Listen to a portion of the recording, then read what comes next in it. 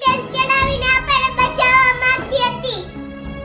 હું તને મારી દીકરી બાડીને આગળની રીતના શીખડાવવા માંગતી હતી.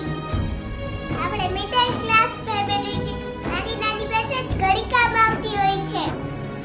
લોકો ઘરના બધા કામવાળા પાઈ કરાવે અને પોતે જીમમાં કસરત કરવા જાય. જો આપણે જ આપણા ઘરમાં કામ કરી તો જીમ જેટલી કસરત ઘરમાં જ થઈ જાય અને પૈસા પણ બચી જાય. અમને પૈસા કમાતા નથી આવડતું. અમે બચત કરીને મારા પતિની મદદ કરી છે. બેટા, તે મારી બધી વાત ફ્રેન્ડને કીધી. એ વાત મને કીધી હોત તો કામ ઘણી વહેલી બંધાઈ દેતું. શું તમે સાસુને ફોર્માલિટી માટે મમ્મી કહો છો? જો તમે સાસુ મમ્મી કહેતા હોય તો મા શબ્દનો તો આદર કરો. જેવી રીતે અમે તમને દીકરી મારી છે એવી રીતે તમે અમને મમ્મી નો મારી શકો.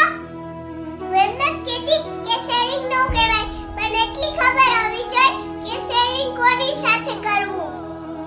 તમે તમારી મમ્મીની વાતો એની પીઠ પાછળ કોઈ